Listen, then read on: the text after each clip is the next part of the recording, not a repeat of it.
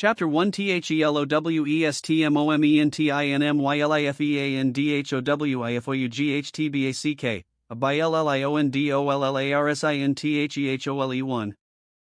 Chapter 2 FAILUREISNOTPERMANENT, WHOLENESSANDTHEARTOFTHECOMEBACK 5 trum_0 tuftalk.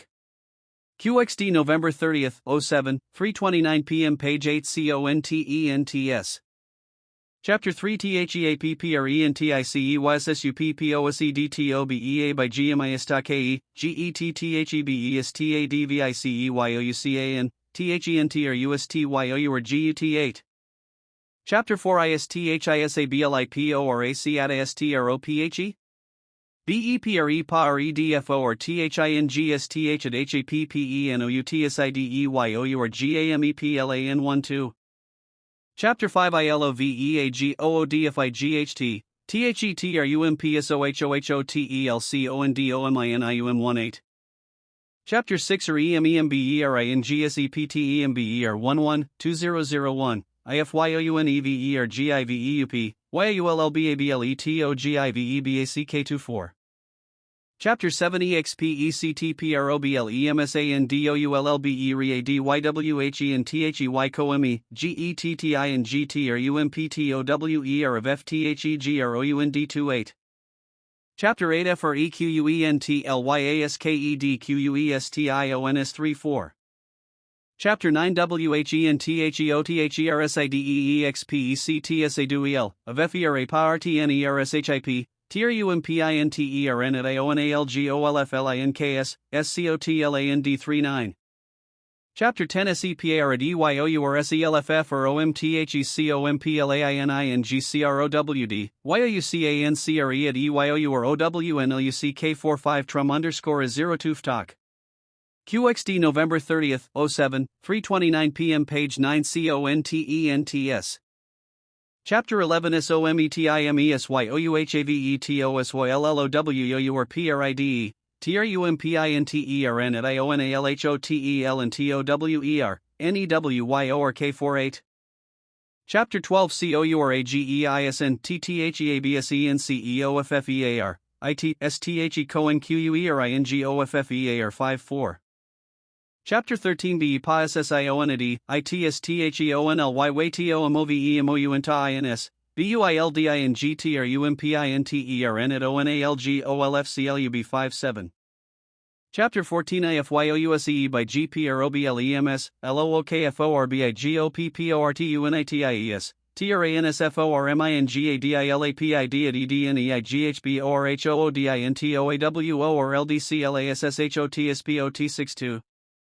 Chapter 15 CULTIVADIASENSEOFDISCOVERE, ALETTERF or OMMYKINDE or GARTENTEACHE or 69. Chapter 16 KNOWWHENTOCUTYOU or LOSSES71. Chapter 17 BUSINESS is ABOUTKNOWINGTHEWO or LD75. Chapter 18 IFYOUTHINKYOUCANCOMPLETEASIXYEARPROJECTINSIXMONTHS, YOUPROBABLYCAN, WOLLMANRANK, CNTRALPRK, NEWYO or KCITY78 trum_0 tuftalk. QXD November 30, 07, 3:29 p.m. page XCONTENTS. Chapter 19 DONTLETFEARSTOPYOU EVENINF or ONTOFMELLIONSOFPEOPLE, DOUBTSWILLCONTINUETOSU or FACE, EVENAFTERUVEMADEUPYOU or MEANDTOGOFORWA or DA3. Chapter 20 DONTTKEOU or SELFTOOSE or IOUSLY89. Chapter 21 SOMETIMESYOUHAVETOSTARTOVER, DUBAI91. Chapter 22 ITOLDMYFRIE and DHEYSABIGTIMELOSER, THEPOWEROFFOCUS95. Chapter 23 DOSOMETHINGFO or YOU or COMMUNITY, TRUMPONTHEOCEAN97. Chapter 24 DEFENDINGTHEFLAG100. Chapter 25 WHENYOUR DROBEMALFUNCTIONSINFRONTOF10 000PEOPLE MAKEITPARTOFYOURACT TWOPUBLICSPEAKINGSCREWUPS102. Chapter 26 DONTGTCOMPLACENTTHINKINGYOUREFOOLPROOFISAGOODWATOSETYOSETYWETOSELFUPFORABIGMISTAKE HOWNEDWTRUMPPROJECTSHAPPEN106 Trum_0 QXD November 30, 07, 3:29 p.m. page 11 CONTENTS. Chapter 27 ONLYINNEWYORK. THISCITYWYLLSERVEPROBLEMSANDSOLUTIONTFINDASONTFINDASONTFINDASONTFINDASONTFINDASONTFINDASONTFINDASONTFINDASONTFINDASONT. Chapter 28 HOWDTODESTREEI15. Chapter 29 YOUYLLBATOSIKEDFORTREINGTOCHANGEANYTHING MARALAGO117. Chapter 30 SETTHERECORDSTRAIGHT125. Chapter 31 DOGIVEUP ONCOMPLAINERS128. Chapter 32 Be patient, you may have to wait 20 years for a deal to pay off, a West Side Story 130. Chapter 33 FREDTRUMPSFOURSTEPFORMULAFORGETTINGTHINGSDUNE135. Chapter 34 THETURNAROUNDALWISSTARTSWITHCREATIVE POSITIVETHINking 1200FORECLOSEDAPARTMENTSINCINCINCINN at I138. Chapter 35 GETTHEMOSTFROMEVERY Day 142 Trum_0 Talk. QXD November 30, 07, 3:29 p.m. page 12 CONTENTS. Chapter 36 KEALESSONFROMMUHAMMADALIANDME KNOWWHENTOBRAG NOISEVERSUSSUBSTINCEVERSUSCHEMIST RE 144. Chapter 37 HOWWOULDILOOKWITHASHAVEDHEAD WRESTLEMANIA 147. Chapter 38 WHENYOUREATOSIKED BITEBACK ABOOKANDALSUIT 150. Chapter 39 PRIMEREALES TADFALLSINTOTHEPACIFIC No WWH at TRUMPN at IONALGOLFCOURSEIN PILOSVERDES CALFORNIA 153. Chapter 40 THINKINTERN at IONALLY 157. Chapter 41 WHEREOTHERSFAIL THERESYOURAPORTUNITY a WALLSTREETSTORY 159 Appendix A TRUMPSTOP10LISTFO or SUCCESS 165 Appendix B TRUMPSOULESFO or NEGOT at ING 167 INDEX 169 Trum_03 Flast. QXD November 30, 07, 3:30 p.m. page 13 ACKNOWLEDGMENTS. It is a pleasure to work with my team at the Trump Organization, which includes my chief assistant, Rona Graff, my co-author Meredith McIver, and our photo coordinator, Casey Kennedy. Your efforts and efficiency make my job much easier, and I'm grateful for your help. I'd also like to mention other members of the Trump Organization who helped, namely Alan Weisselberg, Ivanka Trump, Andy Weiss, George Sorial, and Jeff McConney. Your dedicated work is greatly appreciated. A special thanks to Julius Schwartz of Bayrock and to Jim Fazio. To the Trump University team, this collaboration has been as enjoyable as our first, Trump 101, The Way to Success, and I'd like to thank Michael Sexton and his very fine team for their outstanding performance. Trum_A03 Flast. QXD November 30, 07, 3:30 p.m. page 14 to Richard Naramore, senior editor of John Wiley & Sons, and Miriam Palmer-Sherman, production manager, my thanks for your continued and excellent work. I also want to acknowledge Mike Freeland, cover designer. Donald J. Trump A03 Flast. QXD November 30th, 07, 3:30 p.m. page 15 INTRODUCTIONWHGOESTHROUGHMINDWHENIHEARTHEARTHEWORD. This book is about a subject near and dear to my heart, never giving up. Needless to say, I have a lot of experience in this area, so I feel I have some insight on the subject. I've written a number of books already, and I don't need the money, but it's a subject I feel strongly enough about to take the time to write about it. The first big no that hit me came when I was first starting out in Manhattan in the 1970s, and everyone, and I mean everyone, told me that it was a terrible time for real estate. Even people who were well established were saying that. What they were saying was true, the market had definitely cooled, and there was no denying that fact. Even worse, there was serious A03 Flast. QXD November 30th, 07, 3:30 p.m. page 16 INTRODUCTION. Talk about New York City going bankrupt. Then the federal government announced a moratorium on housing subsidies. The city had been receiving them in abundance, and suddenly, that was no more. If I'd only considered the facts, which weren't too rosy, there is no way I would have ventured into real estate. But I did. Why? Because when I hear the word no, it becomes a challenge to me. I believe the so-called impossible is actually very often possible, if you're willing to work very hard, and if you realize that problems can become opportunities. New York City was having problems, but maybe I could do something about those problems. That kind of attitude can give you the power to conquer obstacles and succeed in the face of long odds. I want this book to help you do just that. As I went along, I realized that every project came with its own set of major challenges, and I began to learn to expect them. That was okay because I was prepared. That's another reason I'm writing Never Give Up, to let you know you should be prepared and to try to help you with the situations you might encounter. Our experiences will not be the same, but I've learned a great deal from reading about other people and history and by applying what I've learned to my own circumstances.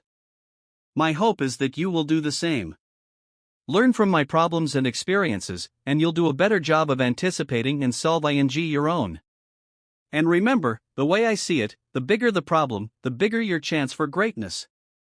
One thing I've learned is that discouragement should not be tolerated for very long. It's okay to get fed up a bit and maybe gripe for a minute or two. Personally, I like to go golfing when I'm stressed or just swing a club in my office. But feeling negative should be a very temporary state of mind. It's hard, but there is a form of mental courage that can be cultivated, and you will see in the following chapters some examples of how I dealt with some pretty big blows and setbacks. Of course, a lot A03 Flast. QXD November 30th, 07, 3:30 p.m. page 17 INTRODUCTION. If things are just irritating, so don't be surprised and don't overestimate them in your mind. Learn to put them in perspective. You'll see in this book how I learned to do that. Having confidence in yourself is key to being resilient and staring adversity in the face. This book is dedicated to giving you that foundation of confidence and the ability and desire to never give up. See you in the winner's circle. Donald J. Trump A03 Flast. QXD November 30th, 07, 3:30 p.m. page 18 C01. QXD November 30th, 07, 3:30 p.m. page 11 THELMOMENTINFOUGHTBACKABILLIFEANDHOWIFOUGHTBACKABILLIFIANDDHOWLIFOUGHTBACK. What do you do when the entire world tells you it's over? I had such an amazing reversal of fortune in the early 1990s that I am listed in the Guinness Book of World Records for the biggest financial turnaround in history. I don't recommend anyone aim for the same goal, but when you've been on the financial high wire, it gives you a certain perspective that might be helpful to other people. It's been said that what makes me accessible to people, aside from The Apprentice showing how I operate in the business world, is that I've faced tremendous adversity. It's something just about everyone can relate to. The difference may be in the C01. QXD November 30th, 07, 3:30 p.m. page 2 TRUMP, NEVERGIVEUP. Amount of zeros after the numbers, but the point is, people can relate to difficulties. I don't think anyone gets away with a challenge-free life experience. As one writer described the journey of life, no one gets out of this alive. That's a bit existential, but when you're down a few $1 billion in the red, it can make you think in new dimensions. My situation in the early 1990s wasn't looking great. I had billions in loans I couldn't pay, and I had personally guaranteed $975 million of that debt. I could easily have gone bankrupt. This shouldn't surprise anyone because I'd always done things in a big way, and so it follows that my highs would be followed by a suitably low low. That was a tremendous low. The banks were after me. People avoided me. There was a recession, and the real estate market was almost non-existent. This was not a good scenario. Then in March of 1991, both the Wall Street Journal and the New York Times ran front-page stories on the same day, detailing my predicament and the total financial ruin that would happen any moment. The radio stations got the story, and the loss of my empire was big news around the world. They were sure I was finished. It would have made a fantastic story, except that it was happening to me. That was the lowest moment I had yet encountered in my life. The phones in my office were even quiet, which had never happened before. In fact, I suddenly had a lot of quiet time to think, and I reviewed the situation objectively. It became clear to me that part of what got me into this situation was that I had lost my perspective and started to believe the news stories about me having the Midas touch when it came to business. In other words, I had become complacent. My momentum wasn't where it should have been. However, giving up is something that never entered my mind. Not for 1 second, and that's one reason I think I confounded my critics. They were trying to skewer me, but it had Trum_C01. QXD November 30th, 07, 3:30 p.m. page 3 THELOWESTMOMENTINMYLIFE. The opposite effect, it just made me want to make a comeback, and in a big way. I knew I could prove them wrong by being stubborn, being tenacious, and not giving in or giving up. I became a stronger person very quickly during this time. I'm not advising you to ask for the same pressure, but know that if you meet with some setbacks, refusing to give up is probably your best strategy. What gave me this fortitude? I'm not sure, but being tossed aside as a has-been or a wash-up by the world press might have had something to do with it. I'd also already learned that problems are often opportunities in disguise. I began to see my situation, believe it or not, as a great opportunity. I had a big chance to show the press and my critics and enemies that I was a force to be reckoned with, not a flash-in-the-pan success with no staying power. That's heady incentive, and that's looking at the situation positively. Then there was a turning point, and that turning point was my attitude.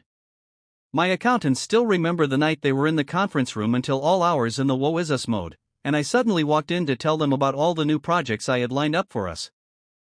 There were a lot of projects, and they were big deals. I was in an exuberant mood, and my descriptions were colorful and optimistic. They thought I had cracked, that maybe I was beginning to hallucinate from the pressure, but I had reached a point where I knew it was time to move forward.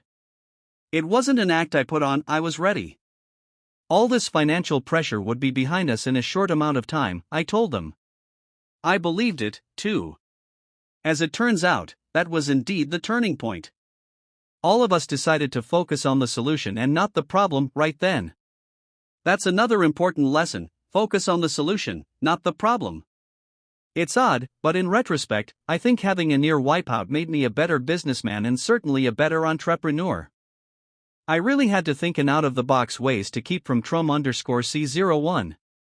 QXD November 30th, 07, 3:30 p.m. page 4 TRUMP, NEVERGIVEUP. Being buried alive. I also relied on something I'd like to discuss here, positive thinking. Believe me, it works. It got me to where I am today, which is far richer and more successful than I was before the reversal started for me in the 1990s. Did I ever think I'd be in the Guinness Book of World Records? No. I am, though, because of this reversal. It's a fact I'm proud of. Adversity works that way sometimes. Let it work to your advantage. COACHTRUMPMAKEITHAPPENINYOURLIFE. A lot of success depends on how well you can handle pressure. It may seem like a hard fact of life, and it is, but there is something you can do about it. Envision yourself as victorious. Focus on that instead of your nagging doubts and fears. Focus on objective insights and solutions. Pressure can diminish and disappear when you clobber it with a positive attitude. Even if you don't feel indomitable, act that way for a while. It helps. Trum_C02. QXD November 30th, 07, 3:31 p.m. page 52 FAILUREISNOTPERMANENTWHOLENESSANDTHEARTOFTHECOMEBACK. I feel strongly about the importance of wholeness. It's a combination of all the components of life that make us healthy, happy, and productive. To my mind, the opposite of wholeness is failure.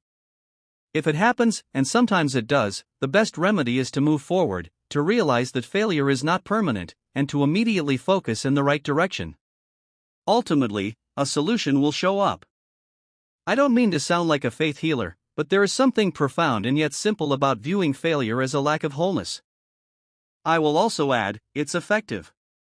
Believing that a negative situation is temporary and wrong will give you the impetus to Trum_C02. QXD November 30th, 07, 3:31 p.m. page 60 RUMP, NEVERGIVEUP. Do something about it, to feel righteous and energetic about fixing it. Being unhappy and unproductive is simply not part of my game plan, and it shouldn't be part of yours either. See a situation as unacceptable, as taking you away from wholeness, and you will be motivated to get out of it as quickly as possible. When I had a financial setback in the early 1990s, I saw it more as an aberration from the norm than as a final sentence. I knew what it was like to be whole, and all I had to do was get back to that place. I felt that a comeback was what was expected of me, and I expected it of myself. All I had to do was take the next step and get my momentum going again, which is what I did. It didn't happen overnight, but eventually things started to sort themselves out. I've seen some people get completely swallowed up by failures. The worst thing you can do to yourself is to believe that bad luck is your due. It isn't. It's not just intelligence or luck that gets us places, it's tenacity in the face of adversity. Some people see problems as bad luck, but I don't. Problems are a part of life and a big part of business. The bigger your business, the bigger your life, the bigger your problems are likely to be. Being prepared for that will save you a lot of emotional turmoil, unnecessary deliberating, and even illness. I've known people who have come back not just from adversity but from tragedy. There's adversity and then there's tragedy. Thinking about both is a good way to get an objective view of what you may think your problems are. Your situation may be tough, but you can bet others have had far worse things to deal with. One way to pave your way for a comeback, or for a first victory, is to read about people who have been courageous against lone odds. My guess is they felt they had an obligation to succeed, and in some cases, an obligation to survive. That's how I feel. I had the privilege of a great family and a great edu cation, and I am serious about honoring those privileges, which means expecting the best from myself. Trum_C02. QXD November 30th, 07, 3:31 p.m. page 7 FAILUREISNOTPERMANENT. You can have the same attitude, no matter what your situation or background. When failure comes your way, you must believe that you matter, that you can overcome it, and most importantly, that success is what is expected of you. You'd be surprised at what you can accomplish when that's your attitude. It's not just survival, it's not just success, it is your obligation.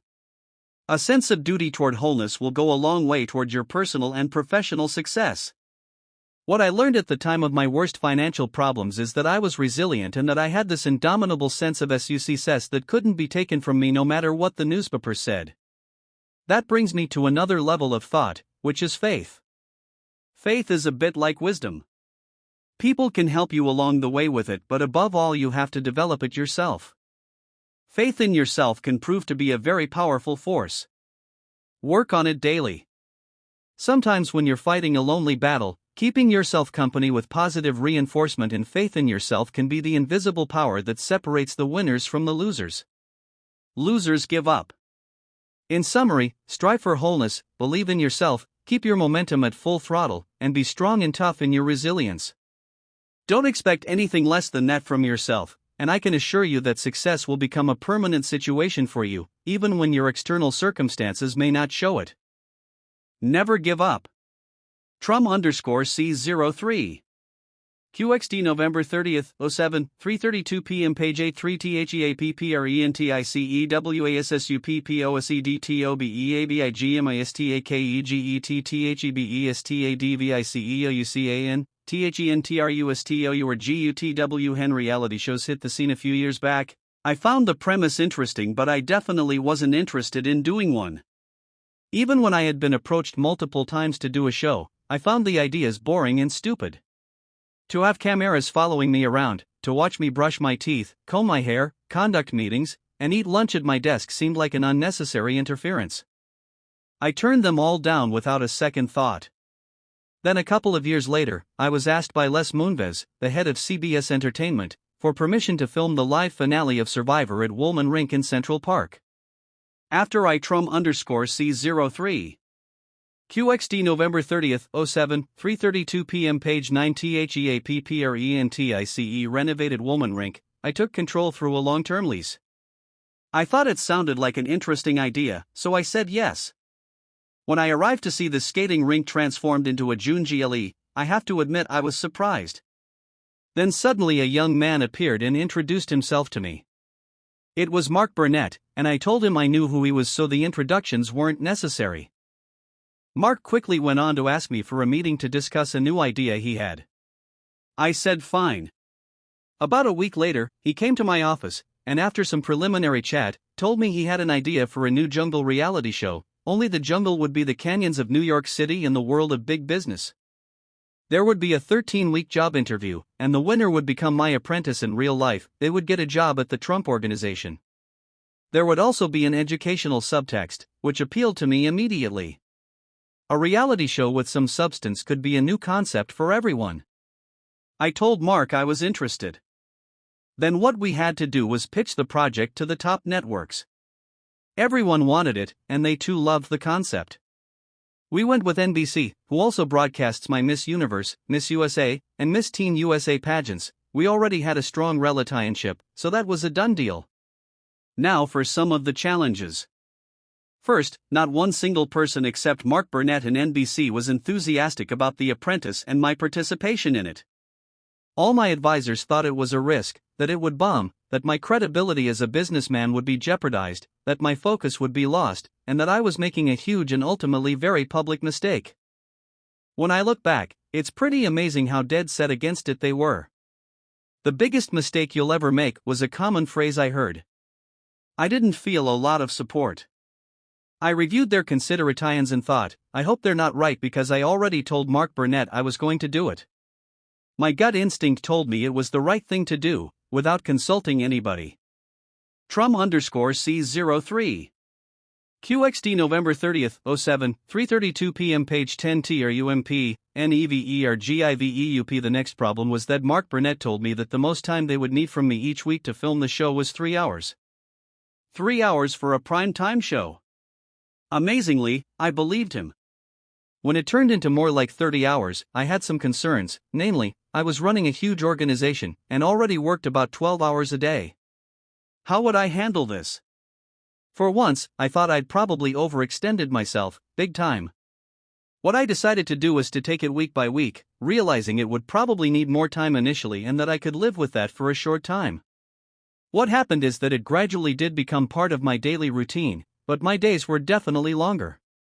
I adjusted, everyone adjusted, and it gave me a new form of energy as well. If you are faced with a situation that is demanding of your time, give it a chance to settle in. You'll be surprised at how much you can actually do each day. THELOWPOINT. The week before The Apprentice aired for the first time, in January 2004, I remember wondering if that would be the last week of my well-respected life. I couldn't help but think that, considering all the negative advice I'd been given, although the electric energy we seemed to capture during the shooting was strong. Was it just because it was something new for me? Was it really going to be good? What if it was a disaster? How long would it take to recover? There was a huge amount of media attention already. Having a show bomb in that environment wouldn't be easy to handle. These pre-debut thoughts were the low point for me because they were justified concerns, not just nerves or negativity. What got me through was remembering my gut instinct that said, "This is a great idea, go for it, Trum_C03. QXD November 30th, 07, 3:32 p.m. Page 11 THEAPPRENTICE. Fortunately, the show was a sensation. It became the #1 show very quickly. Everyone was excited about it and so was I, but I was also relieved. It was a big chance to take. It's one thing if you're not well known and your show tanks, but if you're already famous, the sting is worse. If I hadn't decided to take the risk, go against my advisors, and do the show, none of this would have happened. One side effect is that my brand became far better known around the whole world, and there was an amazing media interest in everything I did. That's another form of free advertising. It worked to my benefit as a businessman as well. So when I advise you to take risks, there's a reason for it. COACHTRUMPMAKEITHAPPENINYOURLIFE. I often tell people that I listen to everyone, but the decision will ultimately be mine. That's a good way to be in life and in business. Listen to others, but never negate your own instincts. If I'd listened to everyone, The Apprentice would have never happened. We've had 6 great seasons, and we're getting ready to tape the 7th now. It continues to be a tremendous experience for me and for everyone involved. Not bad for a big mistake. However, when you do take risks, since they won't always work out, you better make sure the upside is big. Trum_C04. QXD November 30th, 07, 3:33 p.m. Page 12 for ISTHISABLIPORAC@ASTROPHE? BEPREPAREDFO or THINGSTHATHAPPENOUTSIDEO GAMEPLANTHECONDTALLESTBUILDINGINNO or THAMERICA. We've all heard of the Chicago Sun-Times. What you might not know is that they had the best site in the city, right on the river at North Wabash, next to the landmark Wrigley Building. I wanted it for my Trump International Hotel and Tower/Chicago, and I got it. It's a fantastic location, and if you visit Chicago and take the architectural boat tour of the city, you will see what I mean. When the building comes into sight, Trum_C04. QXD November 30th, 07, 3:33 p.m. Page 13 Trump International Hotel and Tower Chicago Trum_C04. QXD November 30th, 07, 3:33 p.m. Page 14 TRUMP, NEVERGIVEUP. It can take your breath away. And that's whether it's windy or not, even though it's only partially finished and won't be complete until 2009. Because of the fantastic asymmetrical shape, the building dominates the view from the Michigan Avenue Bridge and nearby West Wacker Drive. If you visit it, you'll see why we've spent so much time and effort on this building. My plan for the Chicago building began in 2000, and it was announced that it would be the world's tallest building. I was very excited about this prospect and knew I could get it done, and get it done brilliantly. However, after the terrorist attacks of September 11, 2001, I had the plan scaled down. Much as I wanted to build the tallest building, I don't think making a building a potential target is a smart idea. So we changed the plan a bit. That was the beginning of a few changes, in fact. We had Skidmore, Owings and Merrill as the building's architect, and they built over 50 models before we decided on something we all liked.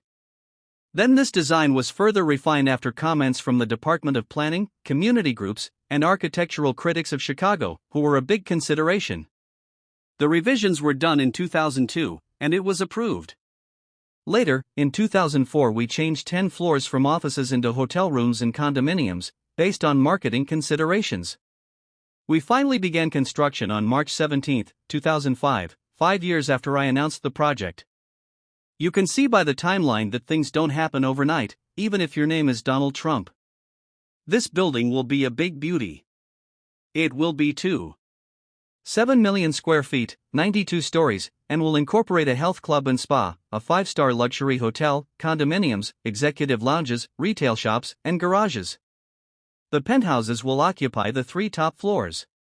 It will be the tallest concrete structure and the SECon tallest building in North America, after the Sears Tower. The hotel is slated to open in December 2007, with the entire building to be finished by the spring of 2009. The cost will be around $800 million. This is a huge project. Trum_C04.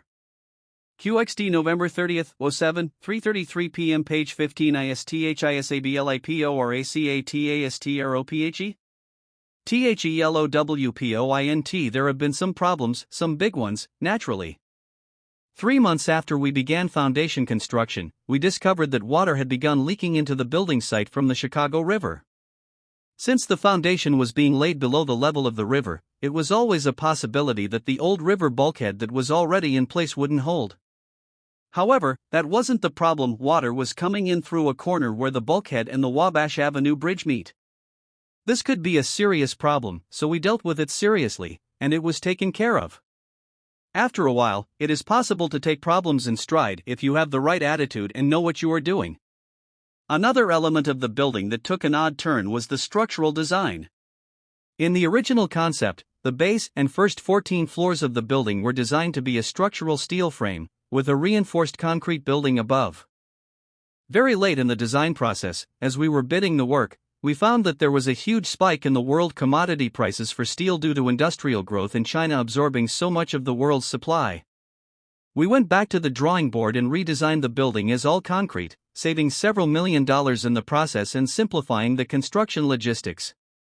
We also had to consider that the rock caissons, supports, for the tower, which are sunk into the bedrock, make a lot of noise during construction, and we hoped that our Chicago neighbors could put up with 241 of them being pounded into the bedrock. About a fourth of the supports had to go down 110 feet into the limestone, so you can see that this alone was a tremendous project. We got it done and didn't make too many enemies in the process. Because each of the columns carries 14 million pounds, the support system has to be carefully and meticulously thought out and implemented. Trum_C04. QXD November 30th, 07, 3:33 p.m. Page 16 TRUMP, NEVERGIVEUP. We had another problem much earlier in the game when we lost our partner, Conrad Black in the Chicago Sun-Times, to a corporate scandal and indictment, and I hope he hangs tough. He's been through a lot. We made a deal to buy out their interest in the project.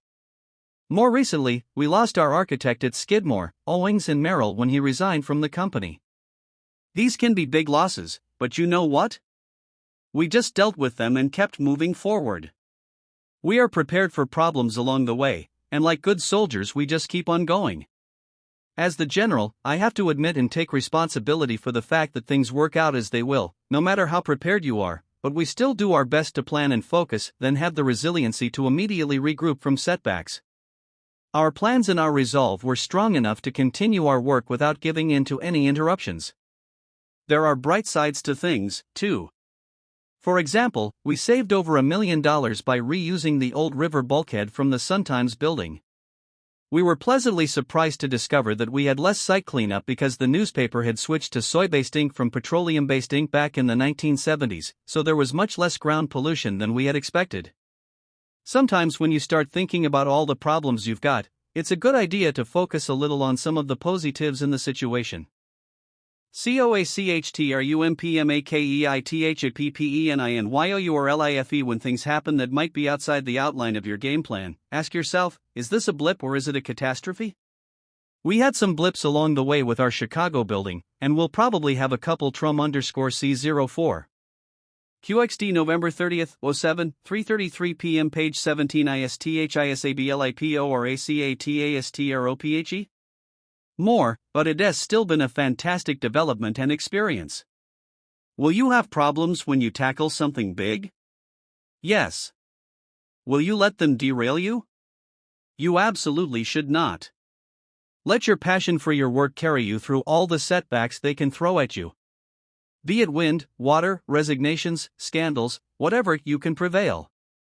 Your insurance for overcoming these perils is free. It is called never giving up.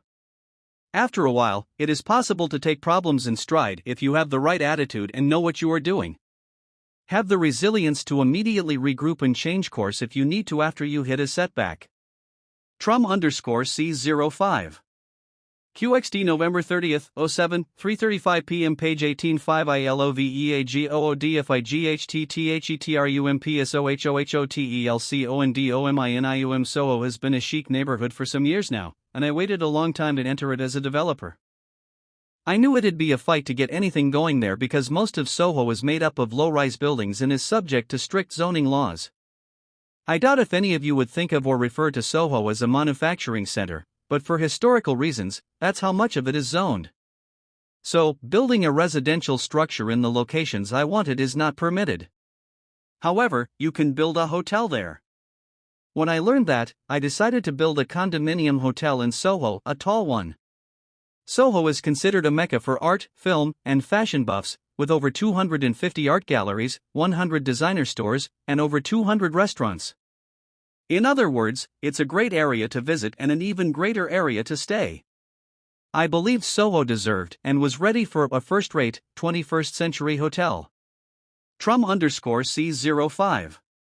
QXD November 30, 07, 3:35 p.m. Page 19 ILOVEAGOODFIGHT. The 45-story, $450 million tower I hope to build with my partners, Bayrock Group and the Sapir Organization, was, of course, met with a fury of opposition from local community activists and the politicians that represent them. I wouldn't let that stop us. I announced my intention on June 6, 2006, on The Apprentice. Despite everything that ensued, on May 8, 2007, I'm pleased to report, we were approved by city officials to erect this condo hotel. Along the way, we had a few problems to deal with, which was not a huge surprise. The biggest obstacle was the height of the building. Soho is a low-rise neighborhood, and this project would significantly alter the skyline. It would be the tallest building between Midtown and the financial district. It's not that Soho isn't zoned for tall buildings, it is, but none have ever been built. We wanted to change that. There were air rights laws, the right to build higher, already in place that made it perfectly legal to trump Soho Hotel Condominium New York Trum_C05. QXD November 30, 07, 3:35 p.m. Page 20 TRUMP, NEVERGIVEUP. Build a high-rise. In fact, we added several floors to the hotel's design by buying the air rights from the neighboring properties. Although we had the right to build a hotel with the height we wanted, the fact that no one had done it before worked against us. This project was the first time New York City's Department of Buildings had to consider a condominium hotel in one of New York City's manufacturing districts, which do not permit residential use. The city's antiquated zoning laws and the local residents, together, created formidable obstacles. New York City, unlike many other major U.S. destination cities, had never before been confronted with a hotel comprised entirely of condominiums. The key zoning consideration for the city was that the units would not be residences for the owners, but would be for transient occupancy. That meant we had to prove to the Department of Buildings that Trump Soho would not be a residential building, but a building for short-term stays, and I firmly believed we could convince the city officials of this. A condo hotel is not an apartment. It operates on the premise that the buyers have the right to use their condo units for only a certain number of days each year, and when an owner is not occupying their condo hotel unit, the units get rented out as hotel rooms. It's a great setup because both the owner and the management company collect revenues. The units in Trump Soho are not designed for permanent residences, nor would an owner use his or her unit that way. The look, feel, and design of a luxury hotel is far different than that of a residential building. We worked tirelessly with the city to make our intentions clear. As expected, everyone and their cousin came after me for this, and the Greenwich Village Society for Historical Preservation called my plan a Trojan horse way to sneak condos into manufacturing districts across the city. They said my motives were entirely covert. How a 45-story building can be considered Trum_C05. QXD November 30, 07, 3:35 p.m. Page 21 ILOVEAGOODFIGHT. A covert operation is beyond me, but you get the idea. There were demonstrations and neighborhood alliances that made it clear that I would not be receiving a warm welcome. So what else is new? Meanwhile, the silent majority of the neighborhood actually supported the project and saw it for what it is, a major attraction for tourism and business. The project will significantly improve a neighborhood that had been artificially suppressed for years as a result of its antiquated manufacturing zoning. Despite the very vocal minority, I wasn't about to be slowed down. We started excavation in 2006 even though we had not yet received approval to build above ground. Then another problem arose. In December, the excavating contractors came across some human remains that were later determined to be about a century old. We immediately and voluntarily halted work. The police arrived, and the city ordered us to stop work on the lot altogether. This may not have been legal, but we agreed. We then hired a team of archaeologists to excavate and identify the remains. At this point, what we didn't need was more publicity while waiting for approval, but of course it made the news, and one director of a city preservation society quipped that we should rename the project Trump Condo Hotel and Mausoleum. It's always something, isn't it? In the end, and despite all of the hoopla in the press, by attacking the skeleton problem immediately and in force, we were able to get back to work within a week. Then the bloggers got going on the subject of the hotel and the discovery, and it was a big topic for a while. We were also getting many letters from citizens and societies opposing our constructing the building. There were demonstrations at the site, and the controversy went on for close to a year. Additionally, we were accused of building a 45-story target for a terrorist attack, and there was an online cartoon that had a skeleton with Trum_C05. QXD November 30th, 07, 3:35 p.m. Page 22 TRUMP, NEVERGIVEUPA Comeover as an advertisement for the new building. One thing for certain is that all of New York and all New Yorkers knew I was building a new building. Someone once said I was a great promoter, but sometimes I don't have to do a thing to get attention. The hits kept coming, and it felt like being in the eye of the hurricane, but it made us solid and stronger in our mission. At one point, someone got hold of some of our early drafts of marketing materials mentioning that the units would be a great residential opportunity, which created a political and activist firestorm. However, we stayed focused on what we wanted, to get approval. We knew we couldn't change the zoning, nor could we build under the existing zoning if the building was characterized as residential. So we were very focused on proving to the city that the building was not residential and that we could proceed within the existing zoning laws. We showed the city that we had specific constraints regarding occupancy that were very clear. My team ended up negotiating with the city for months over a 6-page restrictive declaration, which included many hour-long sessions where the city officials would analyze and critique every comma in that document, literally. We were airtight and transparent in what was being offered. Our condo plan published everything in black and white. Nothing was hidden. As a result, we finally got approval. Our proposed building was absolutely within the zoning laws of Soho, and no one could argue otherwise. My father had always said, "Know everything you can about what you're doing," and that's the advice I followed. Every adversity served as fuel in what had become a fight of city-sized proportions. As of today, the Trump Soho project is going along beautifully. Both Don Jr. and Ivanka are working on it with me and my partners, as did Sean Yazbek, The Apprentice Season 5 winner, and Julius Schwartz of Barak. Trum_C05. QXD November 30th, 07, 3:35 p.m. Page 23 ILOVEAGOODFIGHT. It's going to be a wonderful, elegant, and tasteful addition to the Soho neighborhood. There will be 25,000 square feet of commercial space that will include a top-notch restaurant, a 7,500 square foot spa, and a 12,000 square foot conference center, and there will be 360-degree views from the 12th floor up. We'll have a stunning year-round pool with full-service private cabanas, a private library, a cafe, bar, and restaurant, and I can guarantee you that my Soho neighbors are going to love it eventually. It will enhance their property value, for one thing, because it's going to be a beauty.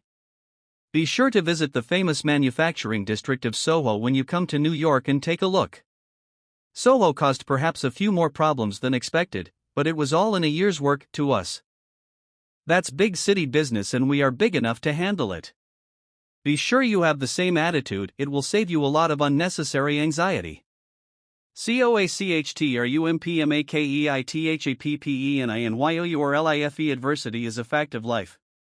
Chances are that you will never wake up to an adversity-free day.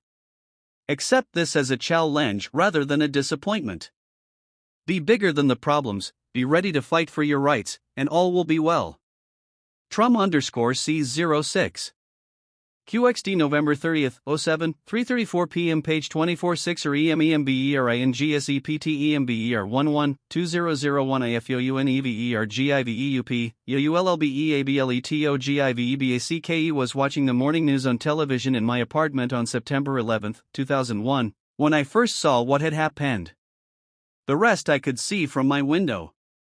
I had predicted an attack in my book The America We Deserve, which was published in 2000, but that doesn't mean I wasn't affected by what happened that day. It was an act of depravity and spiritual destitution. After the attacks, some people and companies left New York City, but I never considered moving. I'm a New Yorker and this is my home.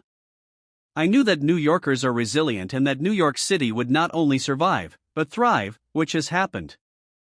Trum_C06. QXD November 30th, 07, 3:34 p.m. page 25 or EMEMBERINGSEPTEMBER112001. Since then, the Trump Organization has always had an annual memorial of some sort on September 11th. The first year, we forfeited our annual Trump Organization Christmas party in order to give the funds that would normally be used for that event to charity. All of us felt it was the right thing to do, and it was. Since then, we have had a memorial in the lobby and atrium of Trump Tower each year, and I attend as do other members of the Trump Organization. In 2006 and 2007, we had the September concert perform at Trump Tower on September 11th, and it was open to the public. The September concert was founded in 2002 on the first anniversary of 9/11 with the message of peace through music. Haruko Smith, the founder, and Veronica Kelly, the vice chairman, have done an amazing job. My son Eric introduces the concert, and all of us attend. It's a meaningful celebration and a positive response to a day that shouldn't be forgotten. It takes time for us to help coordinate this event and to make the space available in our very busy building, but it is worth every minute of it. That's just one example of why it pays to never give up. You'll eventually be in a position to give back. I host many charity events at my golf courses and have the annual Red Cross Ball at my Mar-a-Lago club in Palm Beach. These events don't just happen, they require a lot of planning, and that means time and effort, not to mention money. Owning properties is a lot more than just ownership, it's about making them useful. If you plan to go into real estate just to make money or to feel powerful, that's not enough. If you can see your gains as a way to share, you will find your work will be much more rewarding and probably more profitable in the long run. Every year we host the Salvation Army in our lobby to kick off the holiday season. This has become a tradition. A band plays, the media is there, I give a brief speech, and the Salvation Army gets some of the recognition it deserves for the great job. Trum_C06. QXD November 30th, 07, 3:34 p.m. page 26 TRUMP, NEVERGIVEUP. They've been doing for so many years. This too takes a lot of time to arrange, but we do it every year. Sometimes being a giver will open you up to new talents. Each year I donate an autographed doodle to the Doodle for Hunger auction at Tavern on the Green. It's a great event, and contributors have included Sting, Muhammad Ali, Larry King, Al Pacino, Billy Joel, Valentino, Bill Cosby, Paul McCartney, Kirk Douglas, Martina Navratilova, Peter Max, Bette Midler, Jack Nicklaus, Cindy Crawford, and many other distinguished people. It takes me a few minutes to draw something, in my case, it's usually a building or a cityscape of skyscrapers, and then sign my name. But it raises thousands of dollars to help the hungry in New York through the Capuchin Food Pantry's ministry. The auction was an innovative idea that has helped many people, and I don't mind spending a little time for a very good cause. Art may not be my strong point, but the end result is help for people who need it. Doodle for Hunger. Trum_C06. QXD November 30th, 07, 3:34 p.m. page 27 or EMEMBERINGSEPTEMBER112001. I can remember a friend who asked me why I had so many charity events at my properties. He seemed perplexed that I would do this, because it wasn't really necessary, and he knew how much time it required. I said to him, because I can. Believe me, those are powerful words, with an equally powerful feeling to go along with them. Imagine saying that to someone yourself, because I can. It's a great feeling, and it makes all the work that went into acquiring and developing those beautiful properties and buildings worth it. We've all seen bad situations that we'd like to be able to help. Being successful allows you to help in a big way. That's another reason to keep at it. Knowing you're going to be able to give back more if you succeed is a wonderful incentive to keep going. If you never give up, you'll be able to give back, and that's something to remember. Trum_C07. QXD November 30th, 07, 3:34 p.m. page 287 EXPECTPROBLEMSANDYOULLBEREADYWHECOMEGETTINGTRUMP to WEROFFTHEGROUND. Trump Tower was my first huge success, and I will always love this building. It makes me feel great that it's now the #3 tourist destination in New York City. Trump Tower has been famous for so long that most people think it's just always been here, or that it just appeared one day on the midtown skyline of New York City. I can tell you that is not the case. In fact, people are always surprised to hear that I almost named it Tiffany Tower, and there are many other background incidents that made the construction of this landmark building particularly challenging. If you think putting up this tower was a magical occurrence, even for a developer like me, you've got Trum_C07. QXD November 30th, 07, 3:34 p.m. Page 29 EXPECTPROBLEMSANDYOULLBEREADY Trump Tower. Some interesting reading ahead of you, especially if you enjoy labyrinthine stories. Robert Moses, a great figure in the history of New York City, said something that stayed with me the entire time I was attempting to get Trump Tower started and finished: you can't make an omelet without breaking eggs. Sometimes I felt like Trum_C07. QXD November 30th, 07, 3:34 p.m. Page 30 TRUMP, NEVERGIVEUP changing it to say, you can't build a skyscraper without breaking a few heads. Nothing was easy from day one. To begin the saga, it took me almost 3 years to even get a response from the man who controlled the land I wanted to buy. I made calls and wrote letter after letter. I learned a lot about persistence, but I also learned that if you are passionate about something, receiving zero encouragement still won't discourage you. I just plain wouldn't give up. When the site eventually became available, I realized that my letters had helped. The site where I wanted to build Trump Tower was adjacent to Tiffany's. Further down the line, I needed to convince Tiffany's to let me buy their air rights, their right to build a tall skyscraper on top of their store, for $5 million. That would prevent anyone from being able to rip down the Tiffany's building and put up a tower that would block my views. I would be able to build a tower with soaring picture windows versus tiny ones, an aesthetic consideration that was of utmost importance. In order to get the zoning variance I needed from the city of New York, I had to know whether I'd have the air rights. The man in charge of this told me he liked my idea and my price, but that he was going on vacation for a month and would get back to me. In a month's time, I would have done a lot of zoning work as well as architectural work, and if I wasn't sure of getting the air rights, I would be wasting a lot of time and work. Fortunately for me, I was dealing with a real gentleman, Walter Hoving, and he told me that his word was good. Period. In fact, he seemed insulted that I would question his decision and his word. Once in a while, but not often, you run into someone as honorable as that. Now that I had Tiffany's air rights, I needed one more parcel, which was a tiny site along 57th Street adjacent to Tiffany's. This was required by another New York City zoning regulation. You have to have a minimum of 30 feet of open space, like a rear yard, behind any building. Without this piece of property, I Trum_C07. QXD November 30th, 07, 3:34 p.m. Page 31 EXPECTPROBLEMSANDYOULLBEREADY would have had to cut the rear yard out of the building we'd already designed. It turned out that this piece of property was owned by Leonard Kandel, who was as honorable as Walter Hoving. However, he didn't want to part with his land. He wasn't a seller, and he wouldn't budge. Until one day I found a bonus in the paperwork for my Tiffany deal. It included a clause that gave Tiffany an option to buy the Kandel property within a certain time frame because it was adjacent to Tiffany. Maybe something could be worked out with Kandel after all. By now I realized what I was trying to do was never going to be easy. Every door required a lot of work just to get it cracked open to begin with.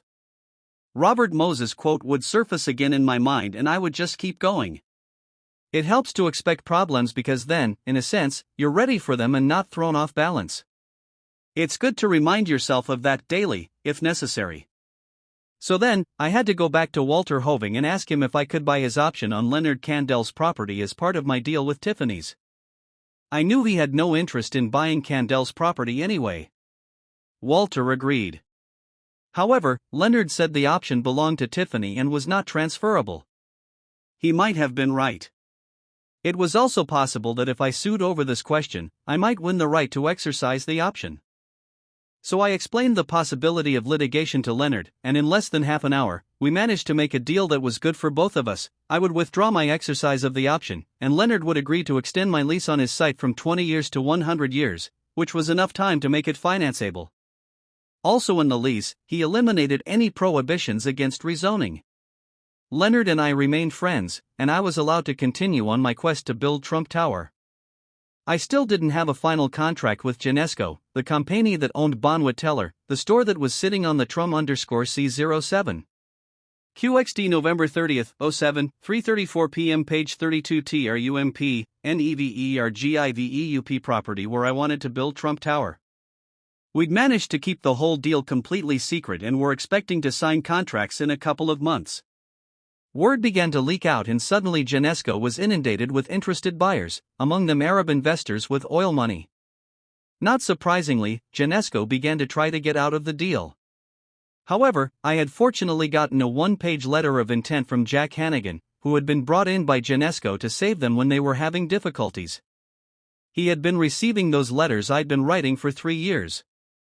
I let Genesco know that I would litigate and hold up the sale of the Bonwit property for years if they didn't honor our deal. I wasn't even sure if the letter would be legally binding, but I could prove to be a nuisance to them if they reneged. Shortly after this, I got a call from the New York Times who had heard that I was about to make a deal with Genesco to buy the Bonwit building. We had kept this quiet, but I realized I should take a risk, especially considering that Genesco was faltering on their side of the deal. So I told the reporter that we'd reached an agreement, and I was planning on building a new tower on the Bonwit site. Therefore, the store would be closed, most likely, in a few months. The article appeared the next morning, and I was hoping it would put some pressure on Genesco. What happened is something I hadn't counted on. As soon as the article appeared, all of Bonwit's employees went over to Bergdorf Goodman, Saks Fifth Avenue, and Bloomingdale's to hunt for new jobs, and as a result, Bonwit was having trouble running their store. 5 days later, I had the contract signed with Genesco. We hadn't even gotten close to construction yet. This is a good example of the perseverance you need in some of the obstacles that can arise when you are trying to do something great. Sometimes it's hard even when you're trying to do something far smaller than a skyscraper. For those of you who think I Trum_C07. QXD November 30th, 07, 3:34 p.m. Page 33 EXPECTPROBLEMSANDYOULLBEREADY have the Midas touch and everything comes easily. Just remember are some of these episodes when you confront your own problems along the way to success. Because believe me, you will have problems. It doesn't matter if your name is Trump or not, we all experience these things. Expect it. When I look back, it was a wonderful, exhilarating experience and every difficult moment was worth it. Trum_C08. QXD November 30th, 07, 3:32 p.m. Page 34 8FREQUENTLYASKEDQUESTIONS I get a ton of fan mail these days, and a large percentage of it is from people asking for advice. Sometimes entire classrooms will send me their questions. I've decided to include a few of these questions with my responses. 1. How do you handle the person who consistently makes the same mistakes over and over? I don't. They're working for someone else now. 2. What is the most important characteristic of a good leader? Discipline. It helps if everyone has it, but if a leader doesn't, he or she won't be one for very long. 3. What are the most important steps for someone who intends to be successful? Trum_C08. QXD November 30th, 07, 3:32 p.m. Page 35 FREQUENTLYASKEDQUESTIONS Do your homework. In other words, learn everything you can about what you want, know what you are up against, and research every aspect of your endeavor. Talk to all the experts you can find. It can't be a hit or miss approach. The odds are already against you, so don't make it harder on yourself by being negligent. 4. What will distinguish the leaders of tomorrow in the real estate industry? Those who have both vision and discipline will succeed. One is useless without the other. With both, you have a chance of becoming a leader, provided you've learned and sharpened your instincts through your experiences. 5. Who are some of the people in history you admire, and why? Abraham Lincoln is one, because he was president at the most difficult time in our country's history. He was also self-educated and endured many years of adversity prior to becoming president. Another would be Winston Churchill, a leader at a pivotal time in world history, World War II. He was a great orator who inspired thousands of people with his speeches, and he won the Nobel Prize in Literature for his historical writing. 6. What is your favorite dessert? Ice cream. 7. What do you like about your job? Everything. Every day is a challenge, and every day is great. 8. Do you go out for lunch? Very rarely. I don't like breaking up my workday. It interferes with my momentum. I prefer to have something to eat at my desk, which takes maybe 5 or 10 minutes. Trum_C08. QXD November 30th, 07, 3:32 p.m. page 36T RUMP, NEVERGIVEUP9. What advice do you have for someone who wants to start his own business? Be ready for problems, you'll have them every day. Keep your focus no matter what and be as big as your daily challenges. Never give up. 10. What if things don't work out the way we want, even if we work really hard? First of all, know that you've got a lot of company. I've waited 30 years to see some things happen. Some people have waited longer. Always consider that it's possible you might be doing the wrong thing, so that no matter how hard you work, it's just not going to happen. Make sure you're doing what is right for you. You have to love doing it. Then be tenacious. 11. Do you believe in luck? Yes. I know I'm lucky. I was also fortunate to have a great role model. I worked around my father from an early age and learned a lot from him. 12. What did you want to be when you were a kid? I wanted to be either a baseball player or a builder. I liked to build skyscrapers with my building blocks. I was a good enough baseball player to be offered scholarships and had also considered going to USC to study film, but my knowledge of and love for real estate led me to Wharton. 13. Where do you get your ideas? The world inspires me, and keeping up with world events can give you a lot of ideas. In this age of technology, we have access to more and more information at a faster pace than ever before, and I find that exciting. I keep an open mind, and that's a good way for ideas to start happening. Trum_C08. QXD November 30th, 07, 3:32 p.m. page 37 FREQUENTLYASKEDQUESTIONS14. Do you ever fear that you might fail at something? I have a pretty good track record of successes by now, but failure is always a possibility. I am cautious but not fearful. There's a difference. It's important to be circumspect, know that the possibility of success is there as well as failure. Risk plays a part in everything we do. I could get hit by a bus while I am crossing the street. Things happen. Don't let fear interfere with your plans. 15. What do you do on your vacations? I don't take vacations in the sense of planning a trip somewhere and then going there to rest. I find my work energizing and never feel a need to get away from it. Since I own golf courses and love to golf, I can have a great time golfing while inspecting the course.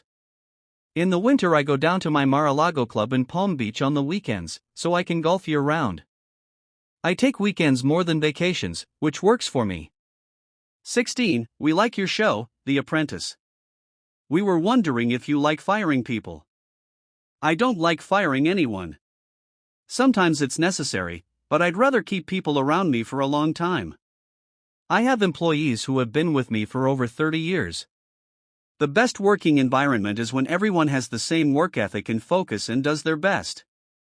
That's the case with most of my employees, but not always, and if not, then a change has to be made. 17. When you first started out in real estate, what was your main goal? I wanted to be successful on my own terms. My father had been successful in real estate, and I wanted to succeed on my own. I'd always loved beautiful buildings in Trum_C08. QXD November 30th, 07, 3:32 p.m. page 38 TRUMP, NEVERGIVEUP Manhattan, so my focus was there. I wanted to follow my own vision, and I did. 18. What was the most surprising thing about The Apprentice to you? My image changed. I became very popular after I started firing people every week. 19. What makes you happiest? That's a complex question for being so simple. I'd say several things make me happy: doing well, doing my best, Doing a great job and knowing it's great. Being able to share that accomplishment is good. 2. I can increase the value of neighborhoods and communities, provide jobs, and I'm in a position to give back in charitable ways. My family is very important to me and always has been. I'm happiest when I'm with them. 20. What was your favorite subject in school? I liked anything to do with mathematics. I excelled in geometry. 21. What is your favorite movie? Citizen Kane. 22. What time do you get up in the morning? 5 a.m. 23. What's the best thing about being rich? Being able to give back is a great feeling. 24. What's the best piece of advice you can give me? Never give up. You can accomplish more things with that attitude than anything else I can tell you. Trum_C09. QXD November 30th, 07, 3:35 p.m. page 39 9 WHENTHEOTHERSIDEEXPECTSADUEL OFFERAPARTNERSHIPTRUMPINTERNATIONALGOLFLINKS SCOTLAND. I have always been interested in building a golf course in Scotland for two very good reasons aside from the spectacular beauty of that country. My mother was born there, and Scotland is the birthplace of golf. Golf has been an important part of my life, and needless to say, so was my mother. I spent 5 years reviewing sites and I turned down over 200 possibilities for development throughout Europe. I was waiting patiently for the right place, and when I saw the links land at Meany Estate, which is in northeast Scotland's Grampian Trum_C09. QXD November 30th, 07, 3:35 p.m. page 40 TRUMP, NEVERGIVEUP Trump Scotland Golf ING region. I knew it was the right place. Meany Estate and Meany House, which dates from the 14th century, is 12 miles north of Aberdeen, which is Scotland's third largest city. More important, I had never seen such a dramatic unspoiled seaside landscape. It contains sand dunes of immense proportions, 3 miles of spectacular oceanfront, and 1,400 acres in all. It was stunning, and I got excited. THELOWPOINT, ITSNOTEASYWHENPEOPLELAUGHINYOURFACE. I knew that Scotland had a reputation for being a great place when it came to development and business, so I was enthusiastic to begin work there. However, the announcement of my proposed Trum_C09. QXD November 30th, 07, 3:35 p.m. page 41 WHENTHEOTHERSIDEEXPECTSADUEL development caused some consternation and the environmentalists were immediately on guard. In fact, I remember people openly laughing when they saw the scope of what I had planned. This site is of environmental and historical significance to Scotland, and no one thought I would get approvals to go ahead. The environmental statement on Meany Estate alone takes up 2 5-inch thick books. The main problem centered around an environmental concern I had never encountered before called geomorphology. It was brought to our attention by our environmental experts and by the Scottish National Heritage Organisation.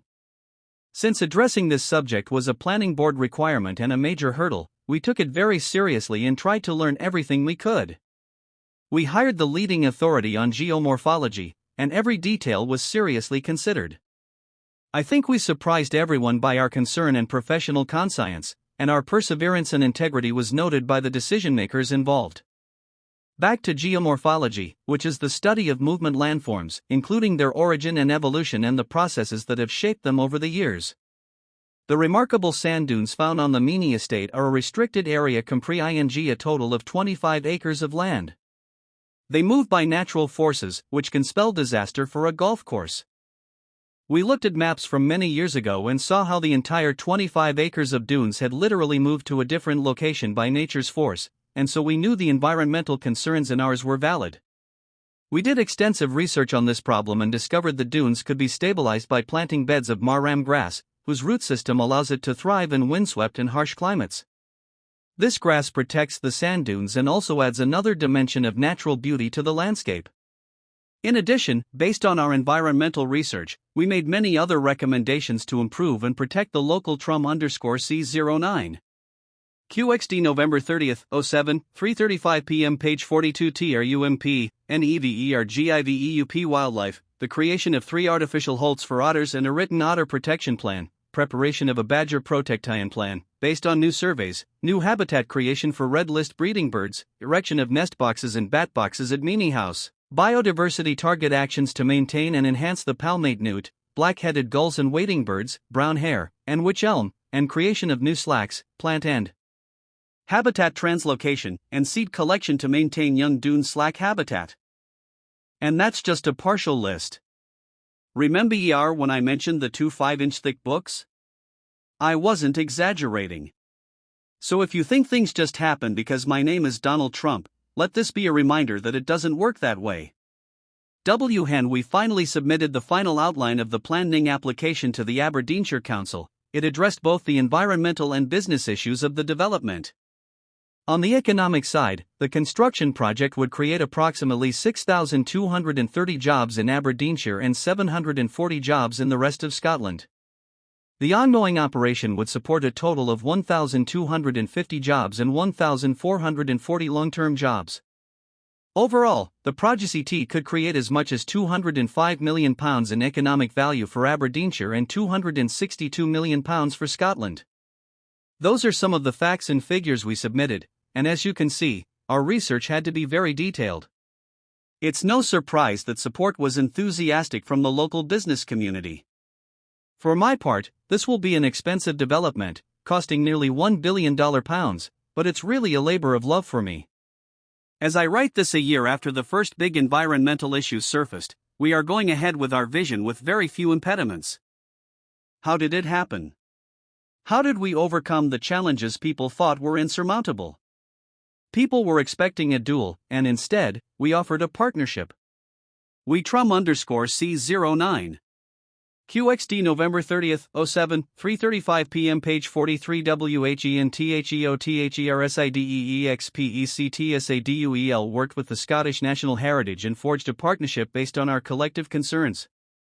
We did a huge amount of background work and environmental research that took a lot of time and effort on our part, but it was time well spent. Along the way, we broke the barriers and mistrust by being vigilant, open, and honest, and by hiring the best people to get the job done properly. We offered a superior product, and no one could challenge our credibility. The fact that we were environmentally sensitive gave the authorities faith in our ability to do what was best for everyone. Being sympathetic to the rich history and heritage of the area and the overall impact our development might have, as it turned out, was not a sacrifice by any means. It will remain an ongoing concern for centuries to come, I would hope. The Scottish National Heritage is doing their job, and so are we. We are still awaiting approvals for some areas of our development, and George Soriel from the Trump Organization, who I asked to manage the project, has been traveling to Scotland every 2 or 3 weeks to oversee progress. I'll be going over in about 2 weeks, and I've enjoyed every trip I've taken to Scotland. Coincidentally, George's mother was born and raised on the Isle of Lewis, where my mother grew up. Martin Hawtrey is designing the course, and we hope to have it done in 2 years. That's not all, we will have a golf driving range, a golf academy, and a short game practice area. The home of golf deserves this kind of comprehensive attention, and we are designing the course to be the best links golf course on earth. It will be the perfect site to host an Open or the Ryder Cup down the line. In addition to the golf links, which will eventually include 2 18-hole links golf courses, we are building 950 condominiums, 500 houses, a 450-room hotel, 36 golf villas, and accommodations for 400 staff members. This will be a Trum_C09. QXD November 30th, 07, 3:35 p.m. page 44 TRUMP, NEVERGIVEUP destination point for all golf lovers of the world, and the standard for golf development will reach a new plateau when we are finished.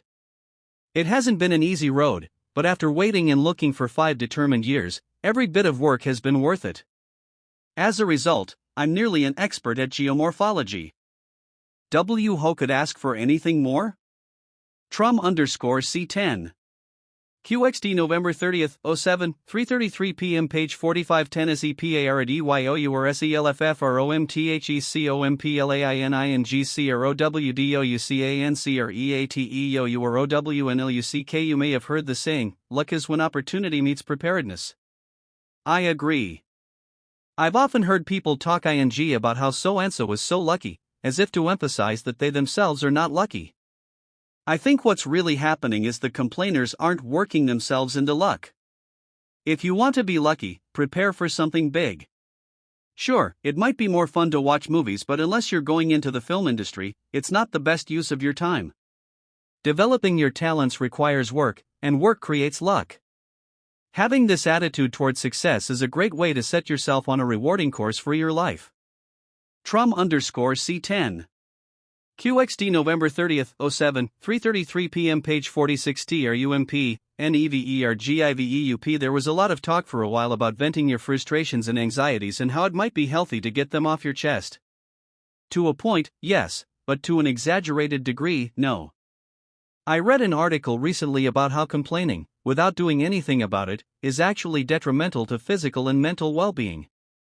With the advent of blogging and all the other sorts of opinion-gushing venues available to everyone now, people are spending way too much time harping on negative themes. The emphasis is out of balance, and the negative focus doesn't help the situation.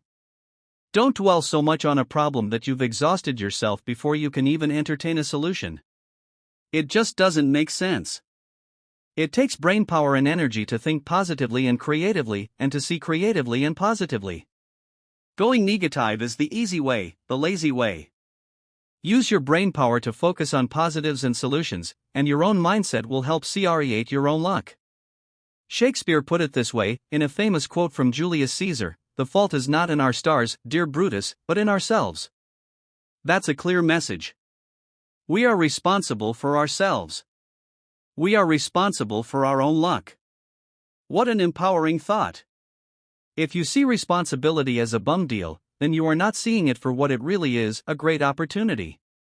Let's say you're facing some big challenge today. I can tell you right now you've got a lot of company. What will separate you from the complaining crowd will be how you choose to look at your situation. If you believe you are in control of it and you will know exactly who to look for when you need help, yourself. You could be your greatest discovery yet for success, luck, power, and happiness. When I encountered enormous financial challenges back in the 1990s, I was mature enough to assume responsibility and know that the problem was mine. I knew it wouldn't do any good to blame other people.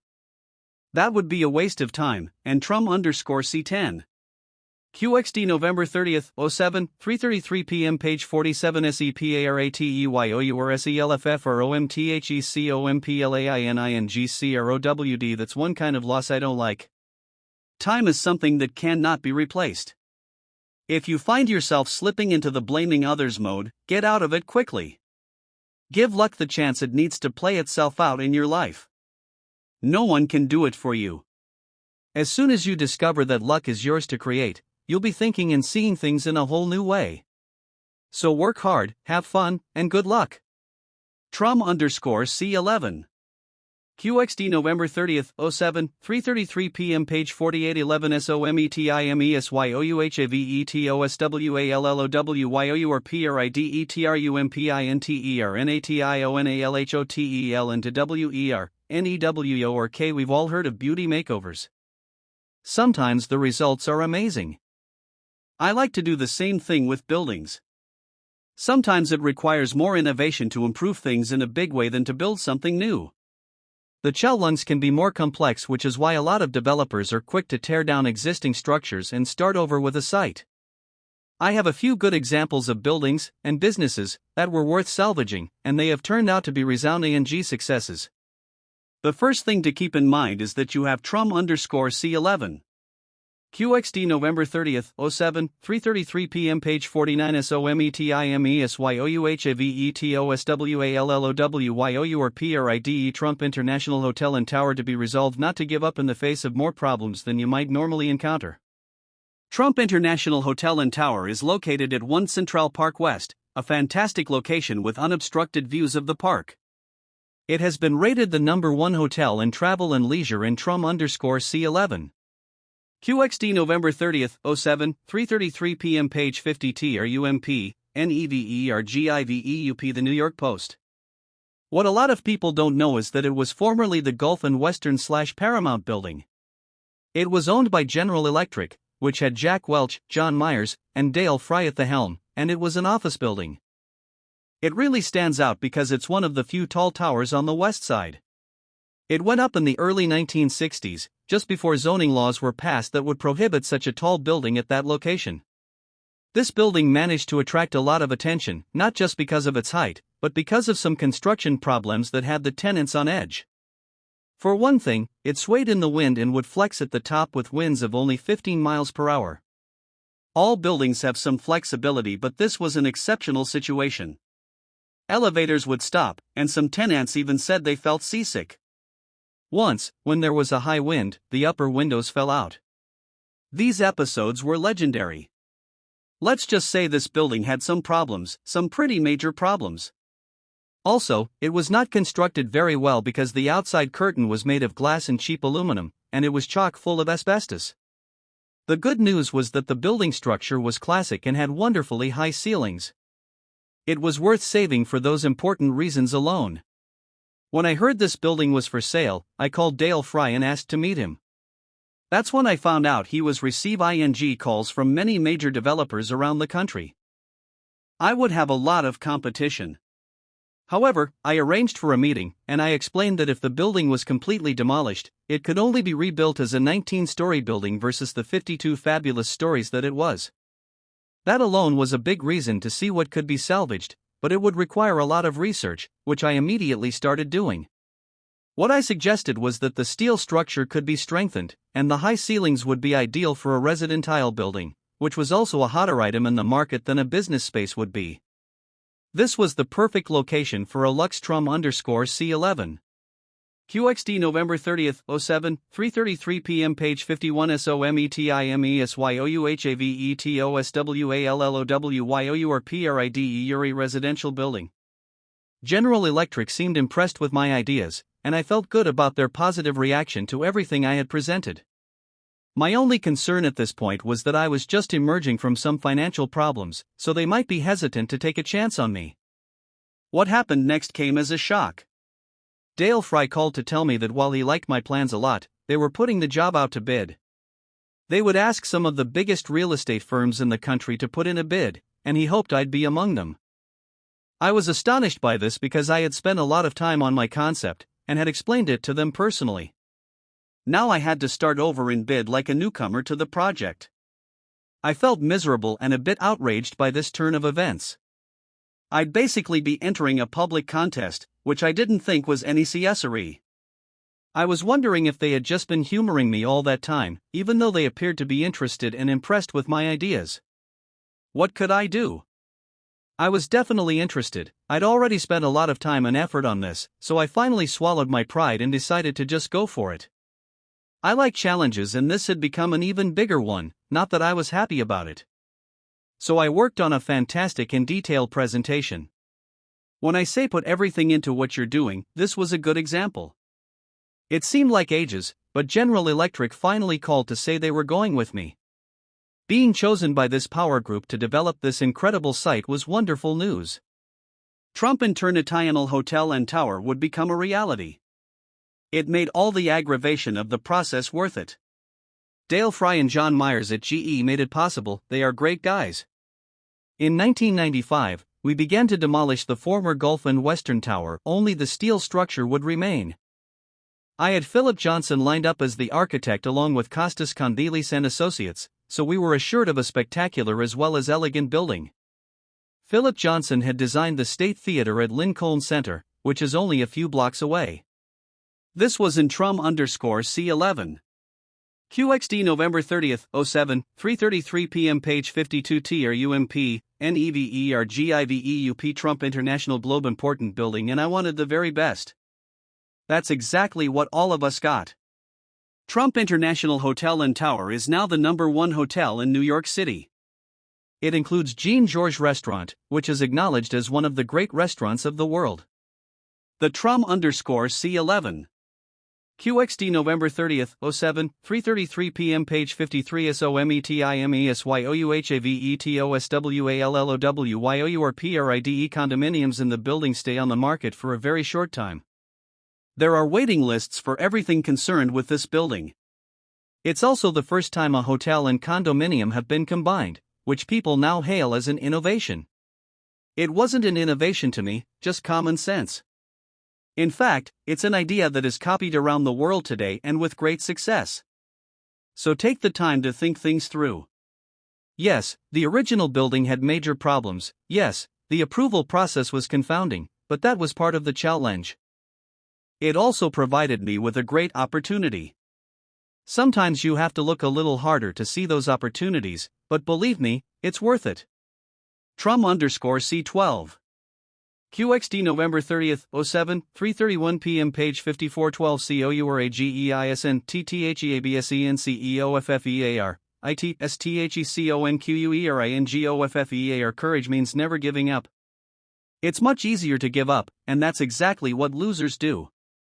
Being knocked down is one thing, staying down is another. Some very ordinary people have accomplished remarkable things by simply being persistent and never giving up. Abraham Lincoln is a good example. His courage made him extraordinary. On The Apprentice, the candidates must first go through a grueling audition process. There have been millions of applicants, and only a few people are chosen. Those aren't terrific odds. That's why I firmly believe that there are no losers on that show. The people who try out for the program show great. Trum_C12. QXD November 30th, 07, 3:31 p.m. page 55 COURAGEISN TTHEABSENCEOFFEAR. Courage to begin with. They are all winners. Being fired in front of millions of people isn't easy, but that's part of the deal and they persist anyway. Most of them say the experience was worth everything they put into it, whether they won or not. Hemingway wrote the now familiar phrase, "Courage is grace under pressure." Think about it. Some days we are faced with challenges that we'd rather not have to deal with, but we get up and deal with them anyway. That's courage. It requires a certain poise. Maybe it's not heroic, maybe every day isn't going to bring a calamitous situation, but it's an example of bravery that we can all understand. Self-confidence is a component of courage that we all need. Sometimes we need a push in the right direction. I worked with a young executive who had never done any public speaking, so he decided he wasn't any good at it. He told me so, and I thought to myself, he hasn't even tried public speaking, and he tells me he's no good at it. I had a feeling he'd be good at it. A few months later, when I realized I wouldn't be able to make a dinner engagement that included a short speech, I told him he'd have to step in for me. He told me, "I don't do public speaking." I said to him, "You do now." End of conversation. Do you know what? He's become an accomplished speaker. Courage isn't the absence of fear, it's the conquering of fear. The phenomenon of stage fright is a good example. I read an article recently about how common stage fright is, even among professional actors. There are a lot of very accomplished and famous performers who deal with it regularly, sometimes for decades. They don't let their fear get in the way of their passion. I'm used to speaking in front of tens of thousands of people, and I find it enjoyable, but I've often had people ask me if I get nervous. I don't. I just go out and do it. Winston Churchill was a great orator, but I read that he spent a lot of time developing this skill. He wasn't a natural in the beginning, but he worked at it until he mastered it. He Trum_C12. QXD November 30th, 07, 3:31 p.m. page 56 TRUMP, NEVERGIVEUP became a powerful and mesmerizing speaker. One of his most famous speeches during World War II included these words, "Never, never, never, never, never, in nothing great or small, large or petty, never give in, except to convictions of honor and good sense. Never yield to force, never yield to the apparently overwhelming might of the enemy."